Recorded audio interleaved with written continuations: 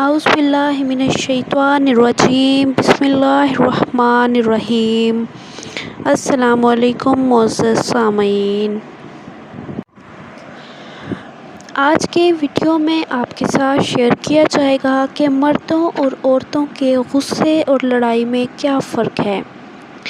مردوں کے مزاج میں حرارت ہوتی ہے، اس واسطے ان کی ناراضگی اور غصے کا اثر مارنے، پیٹنے، چلانے وغیرہ کی صورت میں ظاہر ہوتا ہے، اور عورتوں کی فطرت میں حیا رکھی گئی ہے، اس واسطے عورتوں کی ناراضگی کا اثر ظاہر نہیں ہوتا، ورنہ در حقیقت ناراضگی میں عورتیں مردوں سے کچھ کم نہیں بلکہ زیادہ ہی ہیں۔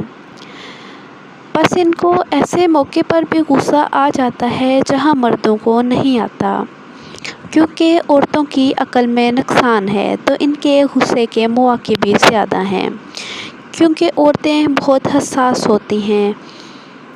اللہ تعالیٰ نے عورت کو پسلی سے پیدا کیا ہے، عورت کو پیار سے سمجھایا جائے تو فوراً مان سکتی ہے، لیکن اگر غصے سے مار پیٹ کر اسے اپنی بات منوانے کی کوشش کی جائے تو اس کا حال بھی پسلی کی مانند ہی ہوتا ہے، یعنی پسلی ٹوٹ تو سکتی ہے لیکن مڑ نہیں سکتی۔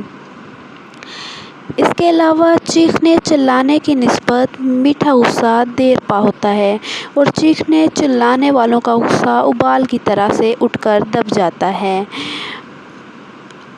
لیکن اگلے پر آپ کے الفاظ جو اثر کرتے ہیں اس کی مثال ایسے ہی ہے جیسے کہ آپ نے کیل کو دیوار میں ٹھوکا اور پھر اسے اکھاڑا تو دیوار میں جو ہول بن جاتا ہے، سوراخ بن جاتا ہے، بالکل اسی طرح آپ کے الفاظ بھی اگلے کے دل پر جا کر لگتے ہیں۔ تو اس لیے ہمیشہ اپنی زبان کا احتیاط سے استعمال کیے کریں، زبان سے جو بھی لفظ نکلے گا دوسرے پر اثر کرتا ہے، اور مردوں میں غصہ بہت زیادہ ہوتا ہے۔ عورتوں کو چاہیے کہ جب مرد غصے میں ہوں تو عورتیں چپ کر جائیں تاکہ زیادہ مسائل نہ بنیں، لیکن مرد کو بھی چاہیے کہ زبان سے پیار سے عورت کو اپنی بات سمجھائے، جس سے گھر کا ماحول خوشگوار رہے گا۔ دونوں کو ایک دوسرے سے کوآپریٹ کرنے کی ضرورت ہے، پھر ہی گھر چلتا ہے۔ اسلام میں بھی ہے کہ بہترین مسلمان وہ ہے جس کے ہاتھ اور زبان سے دوسرے مسلمان محفوظ رہ سکیں، اس لیے نہ تو زبان کا بیجا استعمال کرنا چاہیے اور نہ ہی کسی پر ہاتھ اٹھانا چاہیے۔ اسلام میں اس چیز کی ممانعت ہے۔